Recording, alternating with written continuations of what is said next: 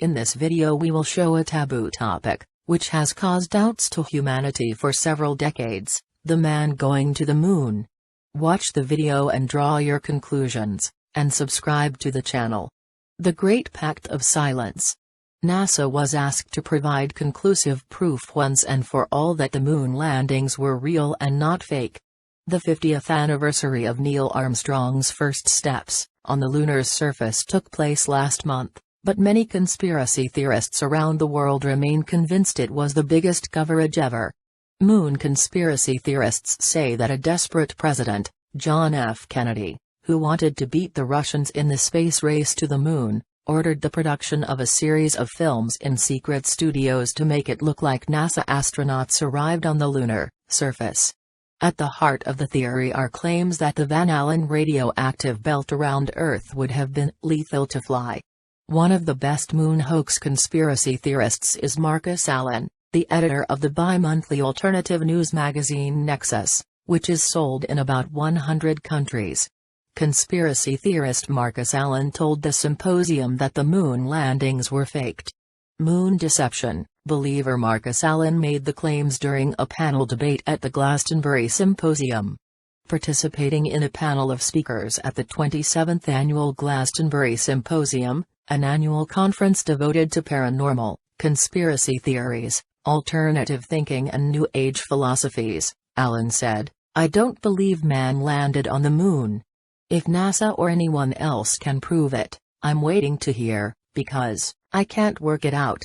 According to the conspirator, if it were that easy in the 1960s, it certainly could do it someday now, and so could Russia, Japan, India, even North Korea.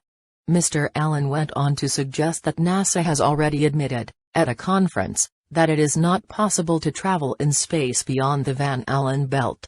He said, "It wasn't easy, there are so many difficulties to overcome." Subscribe to the channel. NASA has admitted this, as there are not so many words. If you read NASA's technological information, they say, "We have real problems," they just don't say they had a problem at the moment. NASA is planning to send astronauts to Mars in the next 30 years or so, but Mr. Allen balked at the proposal. He said, "They are now talking about going to Mars. It's ridiculous because anyone who tried to fly to Mars would die in 3 weeks." Mr. Allen has given many TV interviews over the years about the reasons for his beliefs. He has often said that he watched the landings live on TV and wanted to believe it would happen, but as the evidence that proved it didn't happen, it emerged. He, like many other moon deception theorists, says that rockets were launched, but they never went to the moon before astronauts returned to Earth.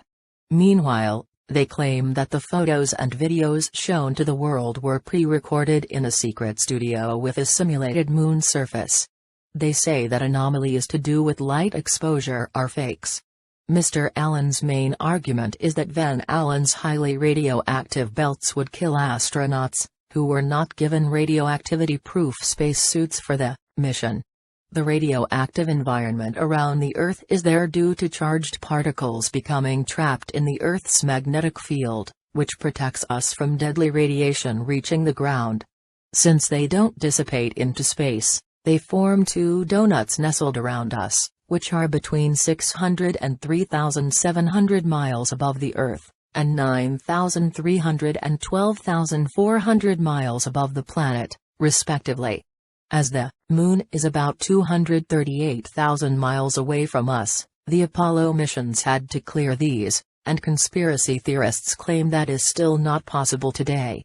However, skeptical debunkers claim to have discarded all claims of the moon denier, including those of the Van Allen belt. Science writer Amy Shira Teichel investigated the matter. In Popshi. With her he wrote, by February 1964, NASA was confident that the Apollo crews would be getting through the belts quickly enough that the spacecraft's skin and all the instrumentation lining the walls would have sufficient protection. To monitor radiation exposure during flights, Apollo crews carried dosimeters aboard their spacecraft and over their people. And those readings confirmed that NASA had made a good choice. At the end of the program, The agency determined that its astronauts had avoided the large doses of radiation that many feared with flights to the Moon. In the course of lunar missions, astronauts were exposed to doses lower than the 5 rem annual average of Atomic Energy Commission workers who regularly handle radioactive materials.